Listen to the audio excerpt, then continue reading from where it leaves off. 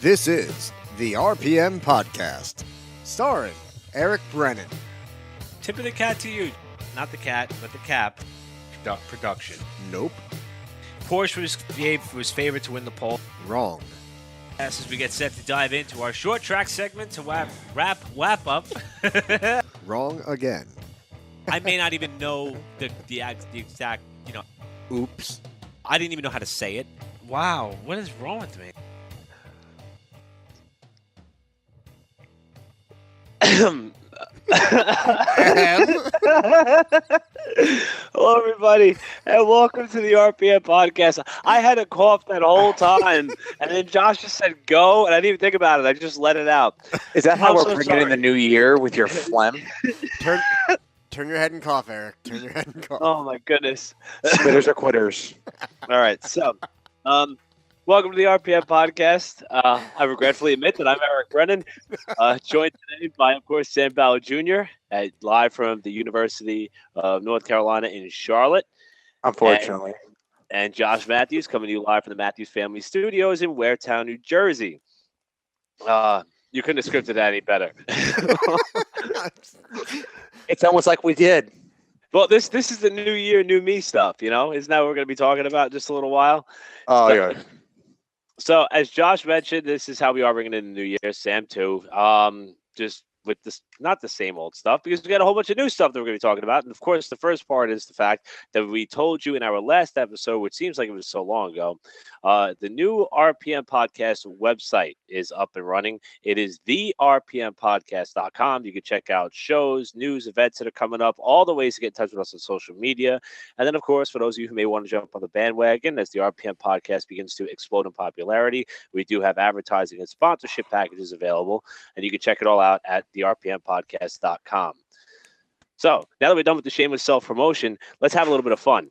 And racing actually has been going on. In fact, Sam and I just got back from a stint at the Margay Sprint Nationals, which was the season opening round for the Bridgestone Manufacturers Cup Series season for the World Karting Association. And holy They couldn't crap, make that any shorter for you. I know. I almost need an inhaler when I have to talk about it that much. And we are going to talk about it a little bit later on because there was an IndyCar flair to that event, which was amazing. There was an international flair to that event, which was amazing. There were Formula One champions at that event and Formula One winners at that event. And it's all stuff that we're going to get into in a short while. But before we do that, it was freaking cold. Everybody kept saying, oh, you're down in Florida having a great time. No, you don't get it. It was freezing. Like, I'm talking like 45, as the high for like 3 days. It was 5 degrees here, Eric. Yeah, but it's Florida. You feel it more there. They have like. That's because Eric. That's because your cold ass brought the cold to Florida. I was going to say, either way, it's still Florida. It's alligators and old people, okay? Yeah, well, and who's eating who? Oh, my God. Okay. That was a home run. But nevertheless, we're back, and the racing theme kind of continued. Supercross got started. We'll talk about that in a little bit. But first, the biggest thing that a lot of people are talking about, especially our short track, fans, and especially because it's dabbing into the NASCAR world, the open wheel world. This week in Tulsa, Oklahoma, is the running of the Chili Bowl. But to me, as somebody, are you going to say that that's also cold because it's chilly? So, chili is usually hot, but it is chili cold. But yes, I don't think Eric Brennan eats chili. He doesn't consume that type of meat in his mouth. Eric, do you eat beans? Beans, no. All types of protein, yes. You know what? Shut up. But the biggest story to take out of Elliot Wall, you see, you do have a chance. The biggest. he needs an inhaler, and he likes to eat protein. Great. And his phlegm just keeps coming out. I'm breaking. The biggest story that I think that I'm taking out of the Chili Bowl Nationals this coming weekend is the fact that it will be a farewell to longtime motorsports commentator and announcer Dave Despain. Dave Despain was, for me as a child, one of the most impressive talk show hosts growing up. Because when Wind Tunnel was alive, I was 12, 13 years old. I began to realize afterwards that Dave did NASCAR Truck Series races for ESPN. He did so many other things. Big fixture in the motorcycle world. In fact, he was a long time involved with the American Motorcycle Association Hall of Fame. Huge fan of road racing, Supercross, you name it. And it pains me to see that career come to an end. But if you are an up-and-coming motorsports journalist and you are looking for somebody to mold your career out of, Dave Despain is the guy. And Wind Tunnel is a fantastic example of such a thing because that show really did give you what we try to give you with the RPM podcast. I was going to say, it's being replaced by us, so. It doesn't have the nice ringtune to it, though. Wind Tunnel with someone not Dave Despain. Mm-hmm. That just doesn't sound right. So that is the New Year's resolution for the RPM podcast, to be the next edition of Wind Tunnel. And Dave Despain, you may be retiring, but we're coming for you. You know, everyone just doesn't know that Dave Despain's going to be working with us on the RPM podcast. You see, fun fact, you just learn this new stuff here all the time. Once a week, and I get to make dumb jokes. It's great. I'm sold. I don't know if we can match his salary, but we could damn well try. It may not be eye candy, but it's ear candy. Hey. Multiply it by 0, and we got him. So we're going to be watching the Chili Bowl this coming Saturday, but the racing news does not stop there. In fact, we'll go right into the NASCAR stuff, where there's a local tie into the first story that we're going to lead off with, which thankfully we're recording this on Tuesday, September 9th, right around 10:30 p.m. Eastern time. And the news actually broke late in the afternoon that the younger Truex of the racing family that is currently still in action, and not Tyler Truex, we're talking about one of the top tier levels, Ryan Truex, actually was able to strike a deal. What? Screw you, Tyler. So not the top tier race team. Tyler Truex, Josh Matthews, and I love you. Eric Brennan might not, though. That's not what I meant. I saw Tyler at Allentown. All right, we exchanged numbers. He's coming on the podcast. We're cool. God. We're boys. But he's the cousin of Martin and Ryan has already been at that level of racing where Tyler will get to someday. And I'm not saying that to kiss butt. Tyler's talented, and you'll all see.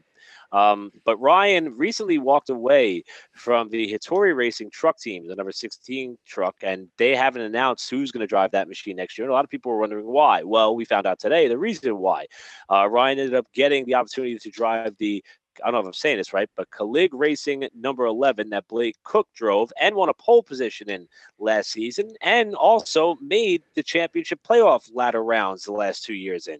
So it's a pretty decent standalone Xfinity Series team ride. He's just not a heat race winner. That's the only thing. But so Blake Cook is left on the outside looking in. He did an interview with SiriusXM NASCAR Radio today and said that he's actively looking for another ride. A lot of published reports say that Blake is a really good guy and deserves an opportunity, but I'm excited to see what Ryan Truex could do with this car.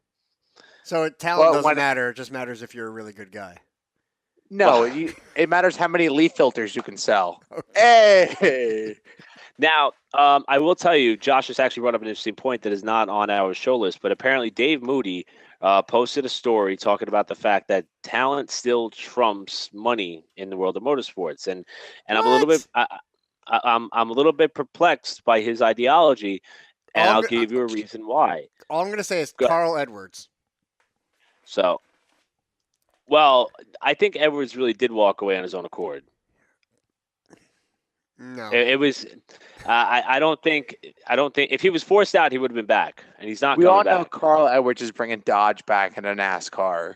Yeah, I think he was given hush money. I think he was actually paid to not come back because they didn't want it to be. They didn't want it to come out about the whole. I know it's he got Cosby'd. No, but I mean, think about it. The whole Aris sponsorship, and where did Suarez come from? Oh wait, who owns Aris? I don't know. It's too juicy of a conspiracy theory for me to think that Edwards said, "Nah, I'm good." There's no doubt that there is some sort of correlation between Aris and Daniel Suarez, but I look at it more on a personal perspective. If you look at the ways in which Carl Edwards has lost championships in 2011 and 2016, I have to wonder the toll that it takes on the human being to come that close and have it taken away from you in that fashion. And let's not forget, Carl has to go home at the end of the day. He has to sit next to his wife. and they have, I believe, they have a young child now. You finished second. You're such a No, loser. the point is that type of agonizing defeat and frustration, I mean, think about it whenever we have something going on in our personal lives and we have to push it aside to sit down and put this podcast together or go to work every day. And it's no different with these, a lot of people think, oh, these race car drivers, they have the perfect life, got beautiful wives, beautiful girlfriends, a lot of money, drive fast cars, everything's great. The daily pressures that these drivers are under to perform, and not just on the top tier level, it trickles all the way down to tracks like Wall Stadium. And sometimes people struggle in dealing with those things. And I would not be surprised, and this is pure speculation on my part, I would not be surprised if it got to a point after that last race in Homestead where Carl ended up in the hard crash after being, 16 laps away from his first championship, if he realized that he wasn't feeling what he should and he wasn't getting out of the sport what he should have. All right, so you're saying it was a life-changing moment. Sorry, Sam. But now I think you should specify that if you are going to go down this rabbit hole of talent trumping money, we have to be talking about oval racing, or at least racing in North America, as opposed to F1, where money, I believe, will still trump talent. Right. And I mean, one of the biggest thing that's standing out to me right now, which I don't disagree with Moody 100%, but I disagree with him at least, 50%, because look at the ARCA champion from 2017, Austin Terrio. Apparently doesn't have enough funding to come back to the Ken Schrader racing car that he won the championship with. And I mean, this is a kid who's, finished second. Yeah, but that's not the point. Terrio is a very, very, very prominent good driver. No, I'm not saying that, but I'm saying ARCA, I think, is pay to play. It's not part of the ladder system that you would see in open wheel. So right.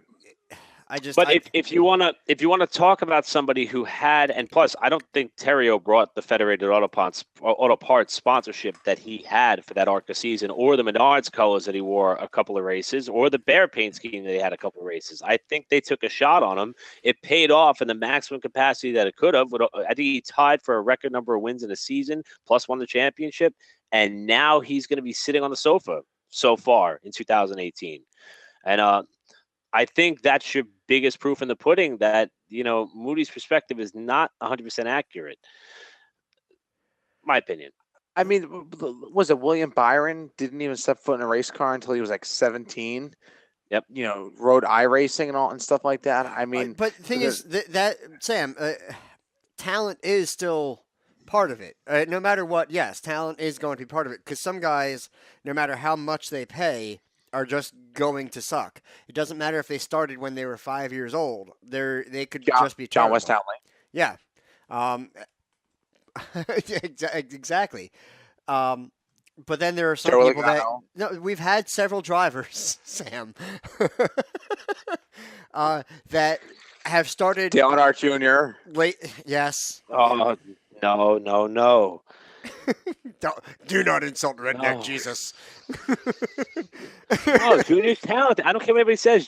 We went over this. Junior's. It was a joke. It was a joke. He's better than Eric.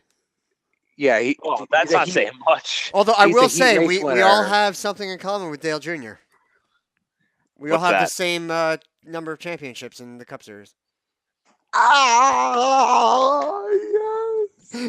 don't agree with any of this, but that's just me. You're a stats guy. Did I give you an incorrect stat? Yeah, but he's also got numbers that are almost in line with Mark Martin, who doesn't have any championships. So Eric Brennan, relax. Josh and I are kidding. We got him fired up. It's kind of fun. Yeah. Anyway, now that I cleared my throat. Yeah. So. Well, we'll have to see how that story trickles down, because that got a lot of reaction from the NASCAR world. Another story that got a lot of reaction from the NASCAR world, and not just the NASCAR world, but even national news media. While we were gone, feels like this happened a couple weeks ago, car owner Richard Childress had to deal with a couple, in fact 3, armed intruders at his house. And if you saw the surveillance video, they were armed heavily. Pew, pew, pew, pew, pew. And Childress tried to take care of business himself. Actually was able to scare off the intruders, and later on, North Carolina police officers and deputies were able to arrest 3 men and charge them all with attempted burglary. And thank God for the Second Amendment. That's all I can say, because Childress credits that for him and his wife still being alive today. So, okay. Should we talk about A-Rod? Well, The, A-Rod is Alex Rodriguez. I know, Aaron but this Rodgers is all right. different. Tell me this doesn't line up as being another thing as A-Rod. Another. It could, but Aaron Rodgers is Aaron Rodgers. I'm sure. A-Rod is I Alex guarantee Rodriguez. you, somebody, one of his friends somewhere in his clique, calls him A-Rod. They must. And honestly, A-Rod. because I hate the Yankees so much, and football's so not a sport. I actually, when I just saw Aaron Rodgers, I was like, wait, was that the A-Rod guy from the Yankees? I don't know. Whatever. That's how into it I am. Yeah. So we can talk about that if you want. I think it's stupid. But Well, I'm just saying. I mean, everybody's talking about it, so we may as well mention it. But I mean, it's all I'm going to say is, and I don't mean this personally at all, but it's like, you know, when you get dumped, you kind of, no matter how nice you put it, you don't want to see your ex move on with somebody better looking or more successful than you. I think if you put Aaron Rodgers next to Ricky Stenhouse, it's kind of hard to say that Danica didn't kind of trade up here a little bit. And I feel bad for Ricky for that. And I really do. I can't, just when you think it can't get any worse, I mean, it's like, that sucks. Maybe Ricky broke up with her. Maybe her cooking really sucks. He's hope like, so. hey, take this new cookbook of yours and shove it up that tiny, nice ass. this just of yours. became the most sexist episode. This actually beat Eric's rant about. Whoa. I Danica don't mean Patrick it that actually. way. Whoa. Danica Patrick actually has a new cookbook out, folks. I am not sexist, unlike Eric Brennan. Check it out. I'm not either. Hey, I'm not either. maybe Eric Brennan was on the phone with Danica. Was like, hey, I like to get my women and my racing separate. Do me a favor, just. Not what I meant. So Why are we going back? That was so last year. all right. So, has leading from Danica, has there been any news as to whether or not she's going to be able to run those 2 races that she was trying for? In an interview that Danica Patrick recently gave, I believe it was with Lee Spencer, she said that up to this point, she still has nothing inked for the Daytona 500 or the Indy 500, which I'm honestly It's kind of getting- surprised. it's getting late. And actually on the Indy side, there's a lot of teams that have already come out. Penske, Andretti, and Schmidt-Peterson Motorsports, which are some of the top running contenders, that said we don't have room for her here. So her options are starting to slim down rather fast. Now, I would like to think that in her career, whether it was just freaking signing autographs and charging $1 for them, she would have enough money to fund herself for, 2 races and just get somebody, basically rent a ride. I would think that she would have the money and the popularity and the sales could back it up. The biggest thing that I'd say is, why would she say in her retirement press conference that she's going to run the Daytona 500 and the Indy 500 if she had nothing in the works at the time? I mean, like, that's... I know why. To quote our president, I thought it would be easier. Well, all right. So in that case, in the RPM podcast, has a network television deal in the mix. Just because I ended up walking by a television executive. Wow. But do you see my point though? Like, she should not have opened her mouth until something She's was better in off place. waiting for that Super Bowl ring. Come on, we all know it. Oh. The Packers are out of the playoffs. Because- Not this year, dumbass. Okay, Oh, next year. All right, Then we'll be able- so that's still going nowhere. And on to something that I think is much more, involved, much more important. Scott Pruitt retiring. This is something that I always thought, if you want to talk about drivers who never got a fair shot in Cup, Scott Pruitt, believe it or not, is at the top of my list. Like, I mean, this is a guy who was good in almost any type of car he ever got into. Got not even a full season with at the time, brand new Cup Series team, Cal Wells and his organization, the Tide Ride, in 2000. Failed to qualify for a ton of races. Scott wrecked a lot of stuff, not going to sugarcoat it. But at the end of his tenure with Cal Wells, it seemed like he started to get the hang of it a little more. Almost won at Infineon until him and Tony Stewart and Jeff Gordon all started wrecking each other. And I really wish, and then after that year, when Scott would come back to run the road course races, as early as 2001, 2002, he would always run well. Top 5, top 10. I think got second at Watkins Glen in 2002 or 2003.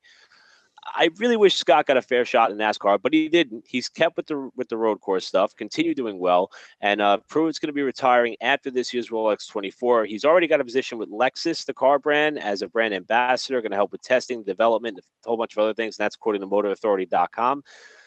So I wait, think Scott Pruitt is one of the guys that deserve the better shot in Cup. but that's technically like the opening race, right? That's So it is their opening race, but they so usually have 4 driver teams as opposed to the 2 which they run throughout most of the year. well, my question is, why are people deciding to?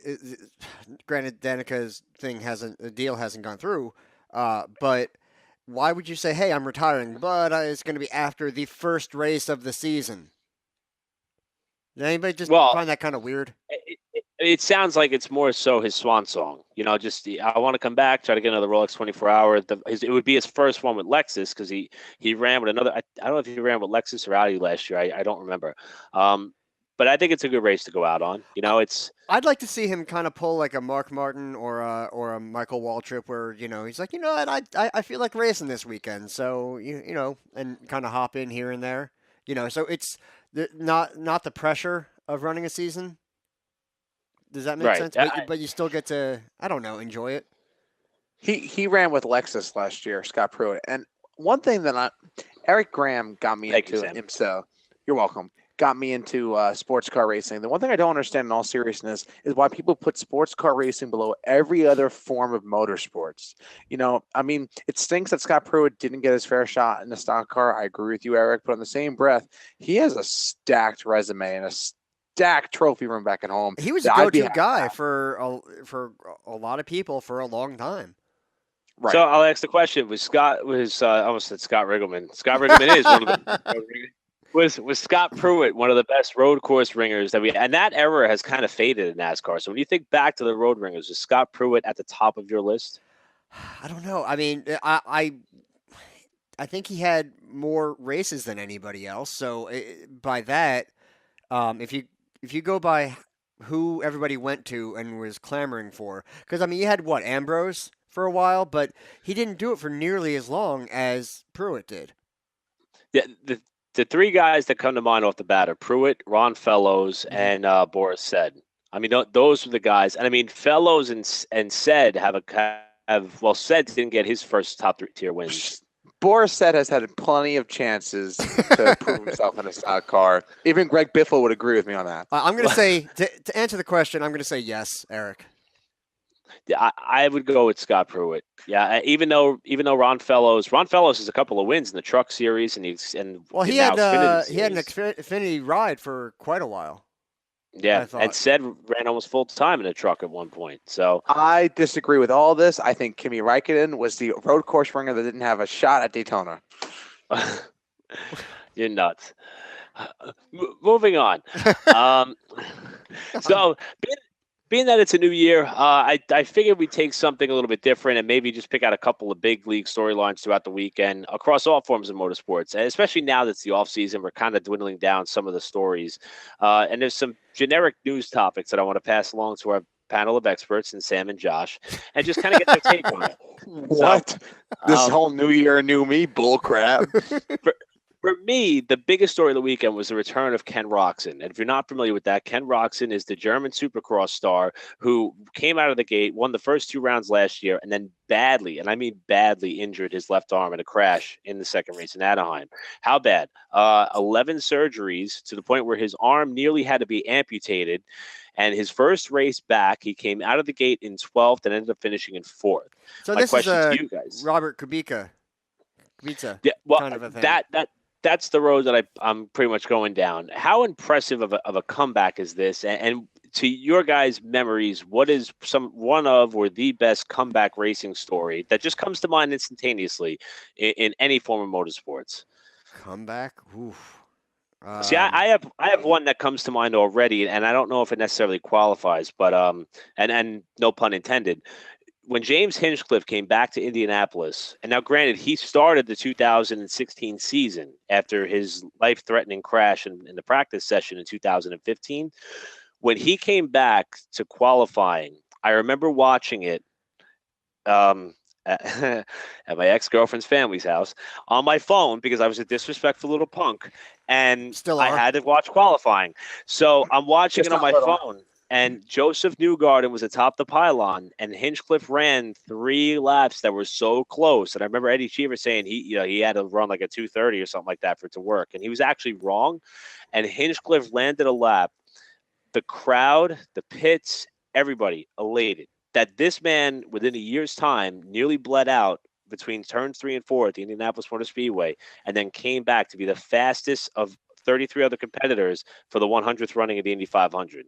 I had chills. I had hair standing up my arm, my back, my neck. I mean, my friend Jim was sitting next to me, and he was, Oh, is he this felt Staten it, Island, Jim? yeah, Staten Island Jim, our buddy. Okay. So it's like It's not Tony. that was something as far as a comeback story that just was almost, you almost couldn't script it any better. All right, now I know a lot of the NASCAR fans are going to say when Junior got to win at Daytona after Dale Senior died, they're going to view that as some type of a. You can't really call it a comeback, but as a nice moment, sure. I think Newgarden coming back after that nasty crash at Texas. Yeah, that's another one. Yep. Hinchcliffe, I do think just because of you had suspension parts through his freaking leg. Right. I don't want to think about it. Like I've been through the whole cancer thing. Like I've seen sickness and bad things, but I still can't. I don't know, man. Like blood and stuff doesn't bother me, but trying to think of a suspension part just going through my leg while I'm driving. May not be suspension parts coming through your leg, but I want to be really biased and say the 1992 NASCAR Championship, Alan Kawicki being the underdog in that whole thing. That was a pretty badass. Maybe not comeback, but like a hey, F you guys, I can still do it my way. I'm a big Alan Kawicki fan, so I would say that. And if you want to go down that same lines, remember 1992 is the year that Davey Allison had that terrible wreck at Pocono, and he was still within range of that championship even after the injuries that he suffered at Pocono. Who was And it? all jokes aside, Sorry, go ahead. hasn't Steve Park crashed every damn racetrack NASCAR's ever went to? No, when Park got injured at the Darlington Ben Busch Series race in 2001 when his steering wheel came off under caution and he got T-boned by Larry Foyt. His first race back was the spring race at Darlington in 2002, and he actually sat on the pole. He ended up getting caught up in a wreck while trying to pass a lap car. I believe it was Stacy Compton. But that was a pretty impressive comeback because Park, and many of you may remember this, and this may be tough to talk about because I'm sure a lot of our listeners know Steve Park personally. But after that injury, neurologically, it seemed like it was taking Park a long time to come back to his normal self, which he eventually did. He won a truck race at Fontana in 2005. But it was more impressive to see, especially looking and listening and observing Steve Park after he began to come back to the racetrack, that he proved that he still had what it takes his first time back in the car at the track that nearly killed him. So, that's why I put Park on our show log list because that was rather impressive. A lot of people don't remember that. So now I'm going to keep the Supercross theme going for the next topic I'm going to pose these guys. And Supercross has actually lost a lot of star power. Outgoing champions Ryan Villapoto and Ryan Dungey have retired over the last 2 years. And at least for now, another former champion, James Stewart, has not been on the grid. And I don't know if he's ever going to come back. Yet despite all this, they saw an 18% increase in television ratings from 2017 to 18 and a 25% rise if you compare this year's numbers to 2016. Well, all the NASCAR executives are saying that the reason why ratings are falling and attendance numbers are dropping is because of the loss of star power. I think Supercross is kind of disproving that theory a little bit because the product is good. I'm curious what you guys think. Go with Sam.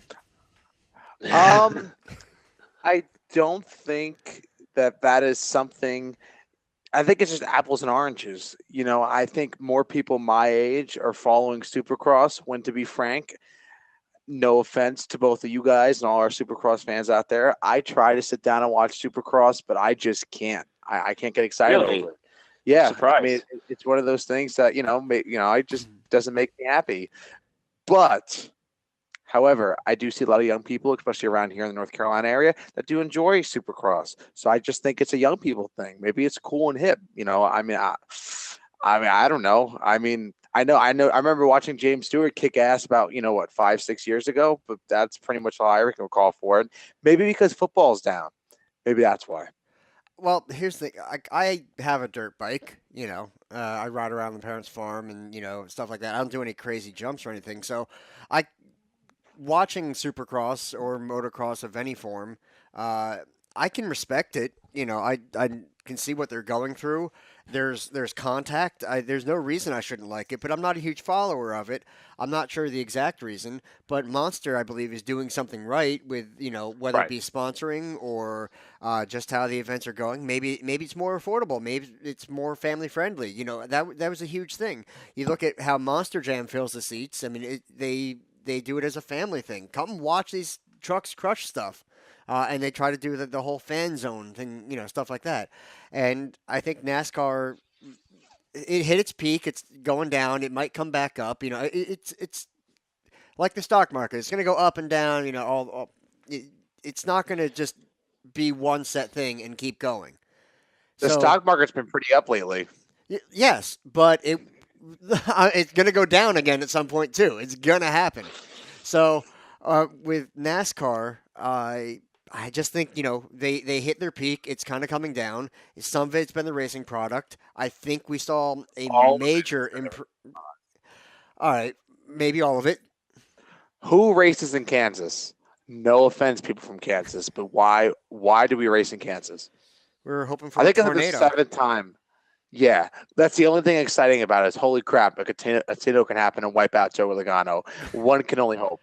But Only a Sharknado could wipe out Joey Logano and Brad Keselowski. You've already seen that. all right, Oh so God.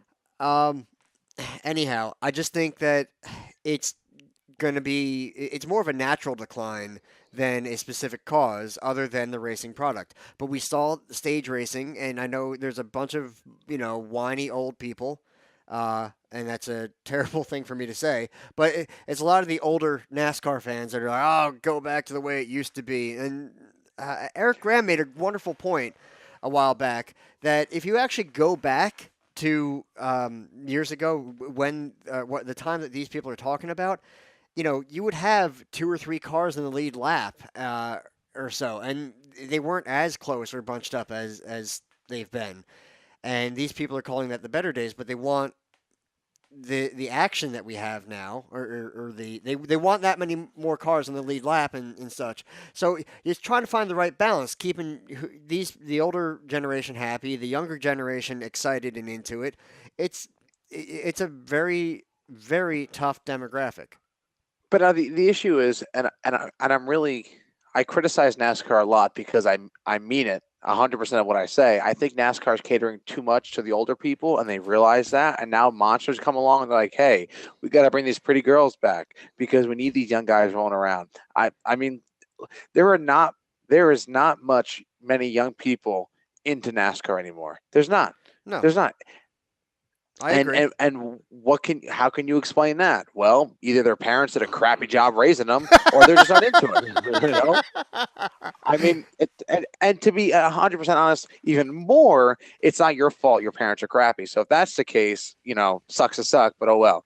But you should watch NASCAR. To put a bow on the Supercross storyline, we're going to talk about this later. We'll just get out of the way now. Marvin Musquin, who keeps his hot streak going because he's been on fire to wrap up the last season, won the Monster Energy Cup. He went on to win Anaheim, won. Title favorite Eli Tomac went down with a shoulder contusion. Not sure if he's going to run Houston. Also, Dean Wilson ended up suffering an injury as well. He'll be out for the second round. And Shane McElrath won the 250 West class as the Supercross Tour heads to Houston this coming Saturday. Along the same lines of personalities and young drivers in the sport, Ryan Blaney showed up at the Texas Motor Speedway tire test. I know Hannah DiMartino was there to get all the action for us because she just loves Ryan Blaney. He was sporting another 1980s looking hairdo and mustache. If you haven't seen the photo, God. it's out there. You can find it. And my I'm gonna question, put it on our Facebook. It's going to be Eric Brennan's new look. well, I wish I can grow my hair out like that. The mustache might take about 4 years, but with that in mind, my question is Blaney, not Blaney himself, but the antics, is that what NASCAR needs? Or do you think NASCAR needs more hatred and rivalries amongst competitors as opposed to the clowning around? I think this world needs nothing from the 80s, first off. Second off, whoa. I was born in name the 80s. name something good. Yeah, exactly, my point, Case. Name Oh, something good that we got from the 80s, Josh I walked Matthews. into that. All right, never mind. I think Secondly, you're going back to that same argument of balancing the new and the old fans with the Ryan rivalries. I Blaney, think you need that. shave, be a gentleman, shave that crap off your head. Uh, Gee. I, And to be frank, too, even all this frankness rolling around hi, here Frank. is Ryan Blaney is a class act. He won my heart over when he won a Pocono and didn't do any burnouts. That's the only reason why I'm a Ryan Blaney fan. Oops, that was me. Good morning, everybody. This is your 11 p.m. wake-up call. But yeah, do you know where your kids are? Yeah.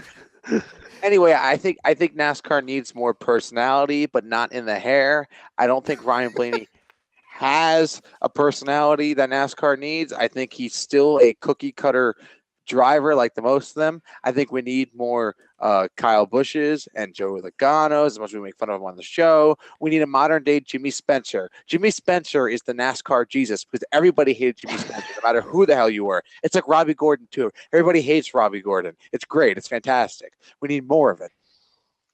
I will say this. I think Ryan Blaney is the perfect personality for NASCAR. And a lot of it is, I think, remember the road trip that him and Bubba Wallace did where That they was made all fun of Bubba. drivers? But that was all Bubba Wallace. All Bubba Wallace. Here's the thing. You don't remember his Carl Edwards impersonation was on point. It's like, oh, I just want to thank my Subway, Aris, Corona, Kevin. Oh, backflip. Like he was great. It was one of the greatest things I've ever seen. Now, I want to say that we get to be goofy and have fun here, and it's enjoyable, and hopefully the listeners are enjoying this as well. But I hate Will Ferrell. I hate Ben Stiller. And when you get Michael Waltrip walking around the pits, dropping waffles on people's cars or whatever it was,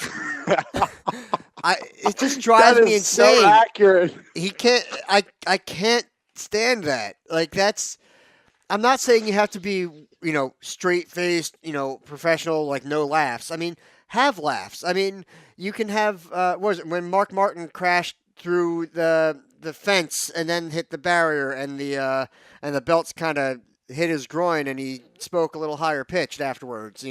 Like you can make jokes and have it be funny, but Michael Waltrip's just catering to idiots. I mean, well, people who think that Will Ferrell is entertaining is a Well, problem. this is not related to the topic conversation entirely, but this is why my approach to announcing is the way it is. I think racing is serious business. Now there are moments when you can have a good time.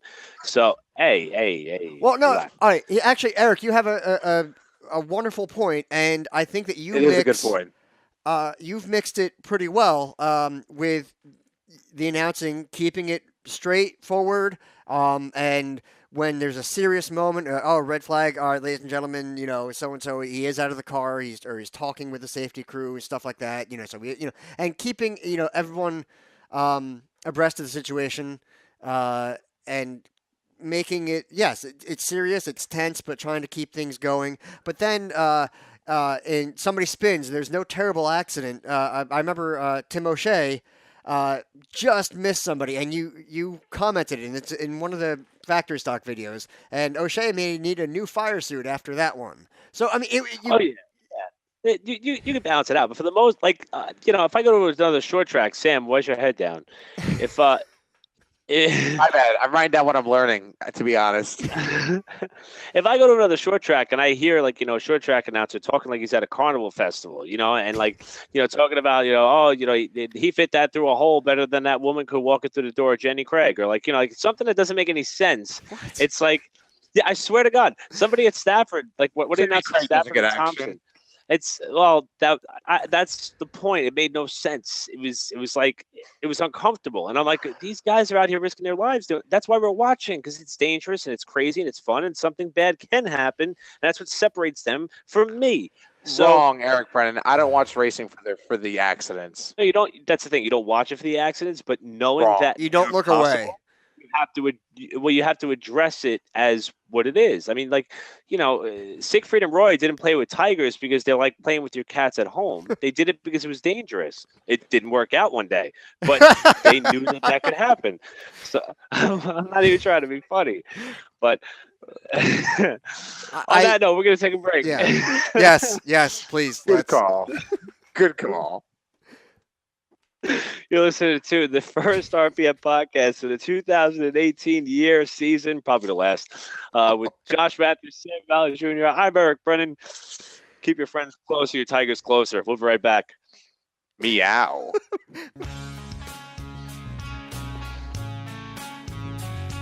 Hey everyone, this is Eric Brennan from the RPM Podcast. If you're looking for a dependable full auto repair and preventative maintenance center, then you need to check out O'Shea's Auto Repair in Wall, New Jersey. The family man himself, Tim O'Shea, has been providing the highest quality of automotive repair since 2000 on both domestic and imported cars, trucks, and SUVs. From race cars to street cars, O'Shea's Auto Repair covers it all. For more information, visit their website at o'sheasautorepair.com. O'Shea's Auto Repair, supporter of the RPM Podcast and proud sponsor of the O'Shea Auto Repair Factory Stocks at Wall Stadium Speedway.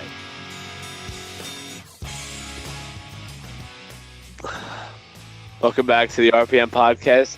Are you trying not to cough again? No. Sam and I heard something. So, all right. First of all, Sam Ballard Jr., Josh Matthews, and I'm Eric Brennan. Okay. So, but for those of you who don't know, when we do this remote setup, we're not allowed to talk because our mics stay hot because we're in the same computer that Josh is using to play the intros. I'm going to fix that soon. But we could hear Josh, and Sam and I were both preoccupied with something, and Josh was doing something with a water bottle. And I was taking a sip of ginger ale. My God! But all we heard was the noise, and Sam and I looked up at the same exact time with our eyes spread wide, and we kind of looked at each other through the monitor, and we almost lost it. And I was looking to see your dick, Josh, but I never seeing Eric Brennan's face. I was kind of like the same thing. It's the same thing. That's a borderline believable offense. Well, now, it's hard as it is to transition from that. We do want to give a special shout-out before we go into our next segment to a gentleman who goes by the Twitter handle of Mayor of Shimtown. And this guy has been one of RPM's most biggest supporters, specifically because of a lot of the open wheel stuff that we get into. A lot of it is a personal bias that I have for my love of IndyCar racing. But this gentleman has been a huge voice for us, very active, and hopefully we get him on the show at some point. So we want you to know we're reading everything you're sending us. We admire and love the support, and we hope to have more people like you joining us as we continue to grow at the RPM podcast. And thank you, because you justify all the work that we try to put into this. Just have a little bit of fun, talk some racing, and have a good time along the way. So thank you, Mayor of Shimtown. We love you. Josh, the mayor of Shimtown, does a great job interacting with the people on Twitter. So, like Eric said, if you want someone to follow and you're really into IndyCar, check him out at Mayor of Shimtown. That's SHIMTOWN. He does a great job also giving great other podcast references to other people, too. So, we got to share the love. Share the shim. Yeah. So, and with that, one of the things that I want to go into first was, as we talk about the open wheel stuff, we mentioned earlier, Sam and I were down in Daytona for the World Karting Association and their season opener. Sam was actually wearing about 8 different hats. I was just the announcer. And it was a blast. And among some of the things that happened that weekend, one of them was Sebastian Montoya was competing. He's, of course, the son of 9-time Formula One winner, 2-time Indy 500 winner, Juan Pablo Montoya. And Sebastian was competing in the Vulture Racing Engines IAME Junior class, where there were 45 competitors. And when Sebastian came off the truck, they were slow. They were not where they should have been. And they somehow were able to kind of work their way up through the speed charts on the weekend.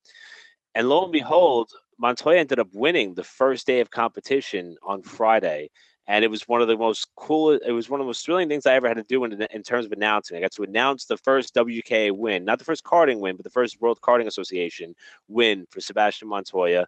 And as if that wasn't cool enough, on Saturday, I got to hang out with Formula One champion and Indy 500 winner. And he was almost more proud of the Indy 500 win than he was the Formula One championships, Emmerson Fittapaldi, as his son Emmo was competing in a karting event that weekend.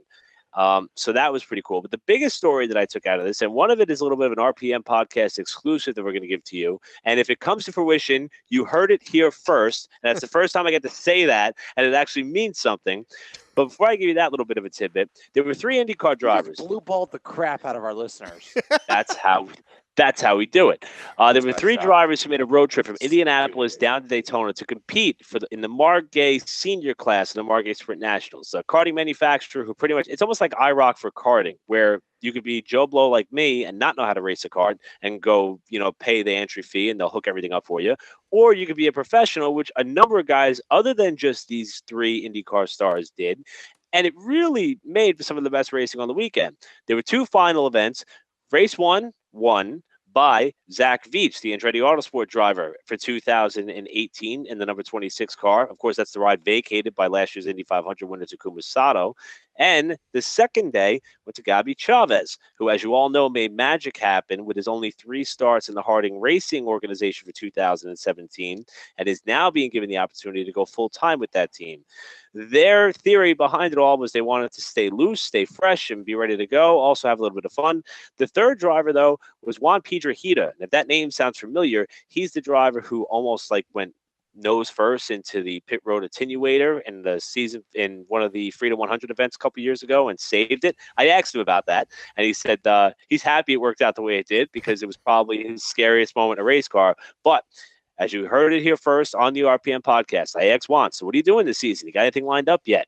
And he said, we're working really hard to get a ride for the Indy 500. And that's what we're trying to do. He said it's Indy. The goal is Indy. So Juan Piedrahita trying to land himself a starting spot in the 2018 Indy 500. Juan is such a nice, gracious guy. I promise you. And in fact, he came up to me, a nobody, at the end of the day and shook my hand, thanked me for everything. I did nothing except call his name a bunch of times. Ain't that the truth? And really, one of the most appreciative and respectful drivers that you will ever come across. And I hope Juan is on the grid when we go green Memorial Day week of the Indy 500. What a weekend. That's awesome. I just don't understand how you got to hang out with those cool race car drivers and I just get bitched at all weekend. Yes. Sam had an interesting experience with Juan Pablo Montoya at one point in the weekend, which according to most people who have been in Sam's shoes, that's the norm. That means he likes you. That's just how it goes, I guess. Good times, really good times. Actually, there's a meme I'm sorry, Sam. There's a meme I have to share. It was posted to a Formula One Forever Facebook page that we follow, and it was a picture of an oil tanker, and it said, "Slow down, you're not Fernando Alonso." And I want to say, yeah, but I am Juan Montoya. Oh God, that's probably one joke that poor guy can't shake. I feel bad for him. But I remember after everything that had gone on that day, I went to a bar and because they advertised that they're going to be showing the race and playing the audio of the race throughout the bar. It's like, wow, a NASCAR race is getting a lot of attention at a bar. Yes, it was the 500, but still, I mean, they usually only do that for, stupid football games. And so I was like, yeah, I'm going to go support that and whatever. And okay, fine, rain, everything's all a big mess. And then they go to commercial. I'm not thinking anything of it. Then we come back. I just remember coming back from commercial and there just being flames. I'll never forget that moment. So yeah, no, he's never going to shake that joke because I don't know. Think about it. It just stands out. It's insane. It was crazy. I mean, it could have been a lot worse too. Thank God everybody was okay. But yes. Sam, what's up? For any of those who are interested, the World Karting Association will be racing at GoPro Motorplex March 23rd to the 25th. Eric Brennan and I and Eric Graham will be there. Check us out, worldkarting.com.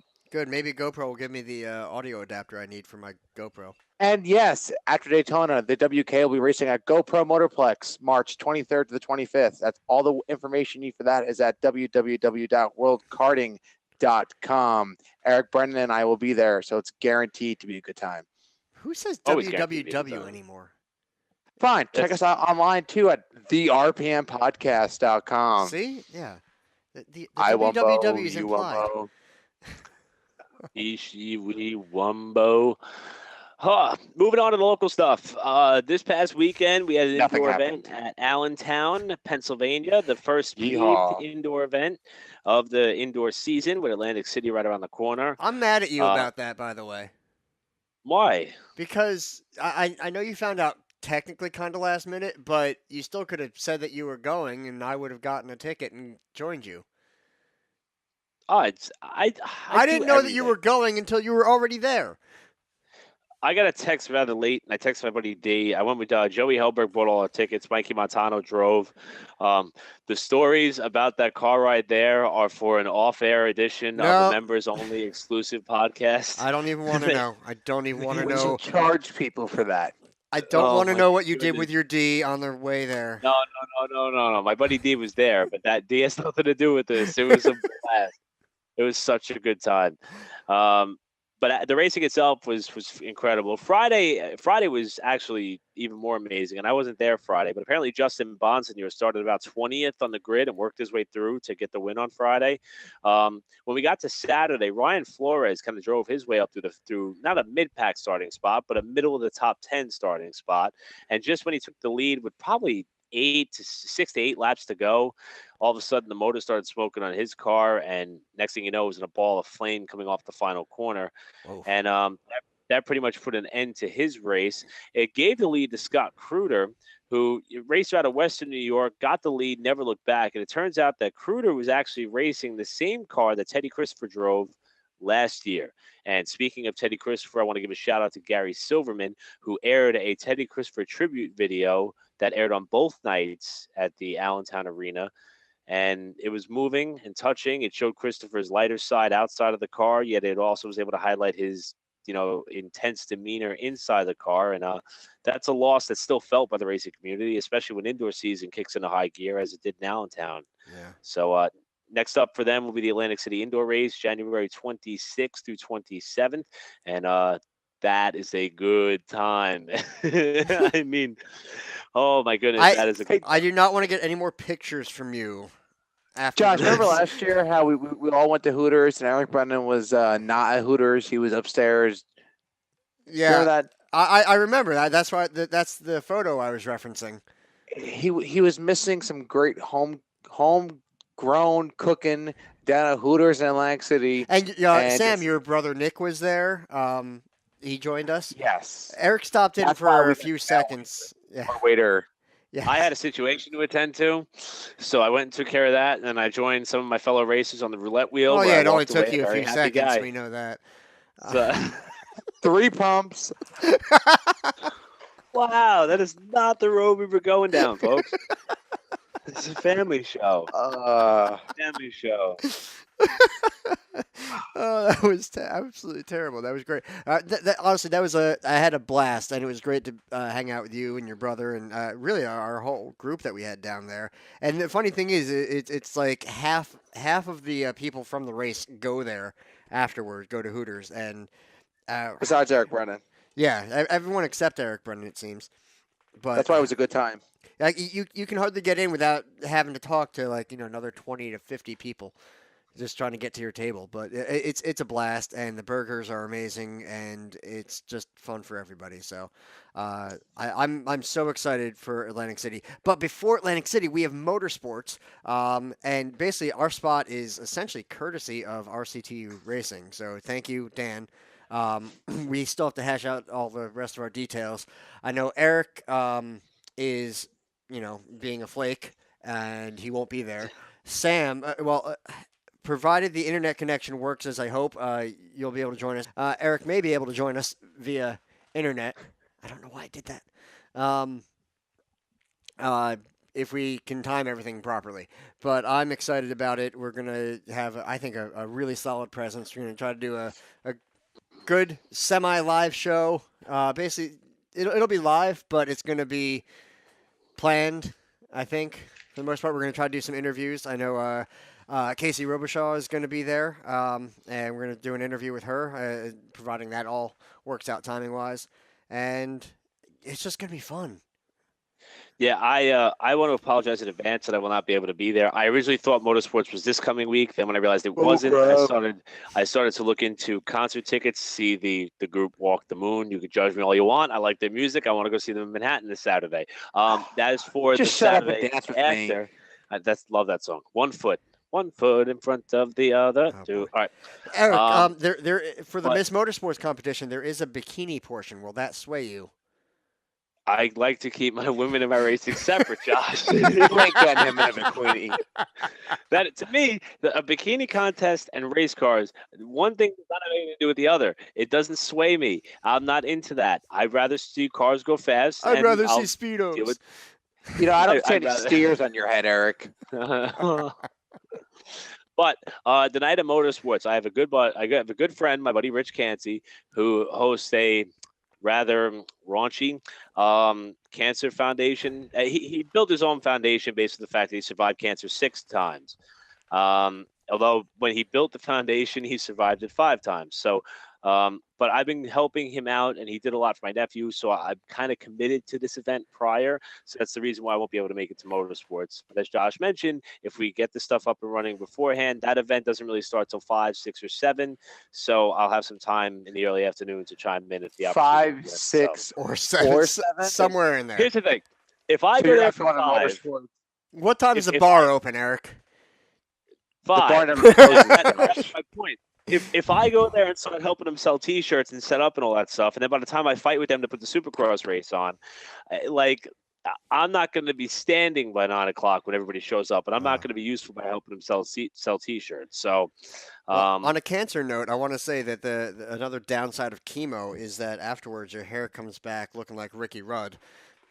I couldn't So believe I that. at least brought my Ricky Rudd prop here. You know, Josh, you need to bring Tide to go with you to motorsports. That's what you need to do. Just in case. The spot remover I think I need. In case I get I'm gonna like need some time to go for my friend's cancer event. Yeah. So anyway, I just had to get that out of the way. I want to talk about really quick the Evergreen Speedway Enduro that was they postponed it, and it's still a no-go because they do not have enough cars registered yet. They need 50 cars minimum registered, and they only had about 10 last I saw. So they're going to give it one more chance, and I'll tell you that event is amazing, absolutely amazing. I will say this. I'm very happy that they're being proactive in the fact that they want cars pre-registered because, this is a time of year where fans are really passionate and they would drive 2 or 3 hours to just watch any form of racing that they can. Mm-hmm. And I think they're doing the right thing by trying to make sure that they're going to have the competitive investment to make it all worth their time and worth their while. So hats off to Evergreen for doing it the right way. Especially knowing how much that people may be sacrificing either to come work that event or to come watch that event. So keep doing you, Evergreen. You're doing the right thing. I see why they're doing it. It's just, I mean, I've raced it twice, and I mean, I've seen more than 50 cars and I've seen less. And either way, I still had a blast. But the problem is, it's a big commitment for me to go 3 hours out there. And I understand it's a commitment on the track's part as well. It's just tough, and for some people to have their cars ready to go, it's right. I don't know. Sometimes it can be up in the air, especially with enduros. Those cars may not be ready till the night before, and I've done that a number of times, even for just getting the factory stock ready for opening night. It's been 2 a.m. day of when we finally get the motor running. So it's 3 a.m. and I must be lonely. Yes, and stop singing. Matchbox 20. Yes, no, I love Matchbox 20, but not sung by you. We're not in the 90s anymore. Anyway, I was in chorus in high school. Big shout out to Ted Grove for following us on the RPM Podcast Facebook page. www.facebook.com/racingpodcastnj. Again with the www, Sam. Speaking of Ted Grove, quick look at the upcoming guest list in the RPM podcast. Josh mentioned we might have Casey Robichaud on at Motorsports, Scott Nancy Riggleman, Brian Osborne, Ted Grove is another one, Tyler Truex another one, Ryan Flores another one. I mean, Alexander Kardashian from the WKA. Once I get this figured out in terms of his schedule, and when I say I mean me because I'm the flake. We're actually going to have a lot of really good content for you. In fact, so much so that I think you're all really going to be impressed. Even though a lot of the guests have a local flair, with all the Evergreen Raceway supporters having Ted on, that's going to help out a lot. All the WKA supporters, which is spread nationally, that's going to help us out a lot. It's going to help out the national fans as well. Pumped. Guest list is huge for 2018. Almost as big as my party. So, that's big. All right, so should we get to the most important and biggest news? Absolutely. Who wants to do the honors? I think Eric should do it. He's the announcer. Why not? He gets all the credit for anything. I don't get credit for anything because I don't do anything. I just talk about race cars, and it's amazing.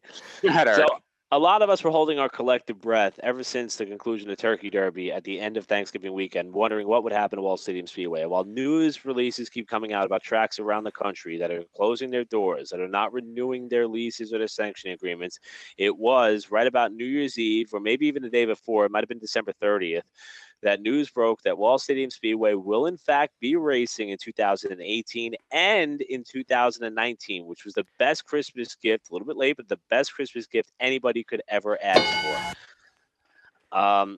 And it will be under the Kraus family, thank goodness, because they've been doing a great job running the track thus far. So the track is going to be able to continue the hot streak and momentum that it has been on over the last several seasons with the Kraus family at the helm. I've been fortunate enough to be a part of it since 2012. Granted, I haven't specifically been asked back yet, so I'm hoping that they'll have me back in 2018. I have.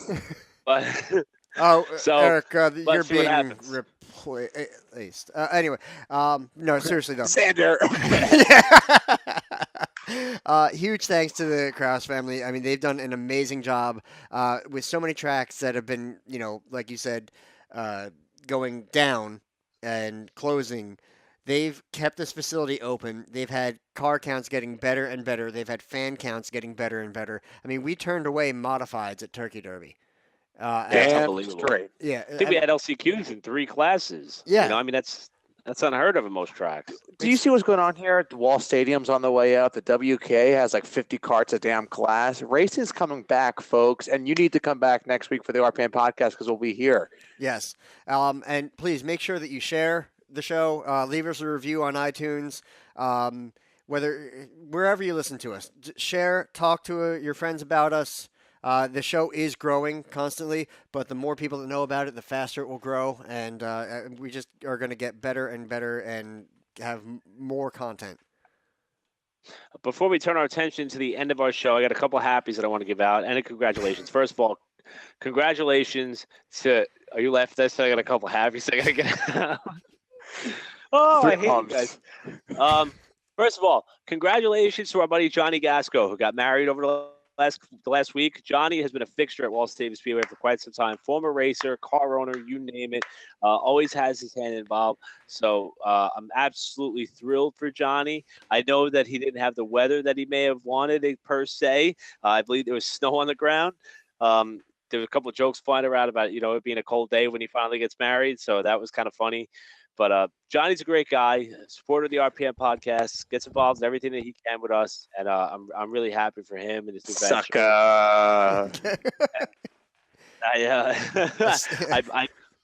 I believe he is currently someplace warm right now, which means he's stronger than the rest of us. Wherever you went that one time. Holy crap, Eric! He's right behind you. Run. It's Punta Cana. Yeah. That was a good time. Yeah, I disagree. So congratulations to Johnny and his wife, Allie. We love you both, and we wish you nothing but the best. Also, happy birthday to my buddy Vinny Troya. His birthday just passed, and on the same day, it was a very happy birthday for our very own Josh Matthews. I had the day first, Vinny. Technically, you did. By a few years. But happy birthday, Vinny. So, anything else, Eric? No, that's all we got. All right, well, on that note, let's move on to what have we learned today? Eric? I learned that Jimmy Spencer was the original NASCAR Jesus. Sam? I learned that Mark Martin should wear a cup. That was a good one. I learned that Eric inhales protein. I learned that Eric got phone numbers in Allentown. I learned that Danica should not open her mouth. Oh my god. I learned that Blaney needs to shave. I learned that Eric is Joe Blow, and I learned that Eric gives out happies. Why is it always about me? It's always about Stop me. saying dumb things. Because I'm Catholic. I'm the modern day racing Oprah. I can give out as many happies as I want. Are you ready for president? Not yet. We are not. 2020. 2024 will be my year, where I will keep my racing and my women separate. Yes. With that wall. So, Oh boy. All right. Well, on that note, I But- think we're going to be. wait. What? What? I feel like I have to clear that up. I love the female drivers that are in the sport. It's just I could do without the bikini contest and the cheerleaders and all that stuff. Don't need it. I just Hey. please drive the car and press speed. Do you need a happy. new shovel, Eric? So yeah, I do. After all this sexism, we're looking for sponsorship. So please feel free to contact us at info@therpmpodcast.com. Packages start as low as $10 for all this free sexism, folks. You don't miss out. the Oh. FCC is gonna love us. Oh, this is fun. All right. So I think we really rang in the new year great, guys, and I'm looking forward to next week. I'm looking forward to Motorsports AC. God, it's nonstop. It really is. Yeah, it's and you know what off season? Who said there's an off season? There's no off season. No, there And is hey, not. Well, I'll be waiting for my subpoena from the mailman from all this dialogue that we just had. Hopefully she's a woman. My career is over. My God. All right, Eric, take us out. Lastly, this is terrible that I mentioned this now. I got the privilege I will have the privilege. As of now, I have the privilege to host the Garden State Quarter Midget Racing Club banquet. After they hear this, I may not. But as of right now, I've scheduled to be hosting the Quarter Midget banquet from Little Wall this Sunday. They're going to attempt to live stream the award ceremony on their Facebook page. So if any of you want to check it out and see what I do when I'm when I'm able to be in the act of my normal job, Who cares what you do? you can check that out as well. And I'm excited to be able to honor all the kids. And according to what some of the things they have cooking, it's going to be pretty wild. I'm excited to see how it all pans out. They got some really cool things lined up for those kids. All right, that's it. I'm done. All right. Well, take us out. So- then. Wait, who's doing it? That's you, Eric. Oh, it's my job. Oh man. Oh. All right, so on behalf of Josh Matthews and the Matthews Family Studios, Sam Ballard Jr. down in North Carolina, I'm Eric Brennan from the lovely dump to the Staten Island, New York, and we will see you all next time on the RPM podcast. Good night, everybody. Go to Wall. Hey, we finished before midnight.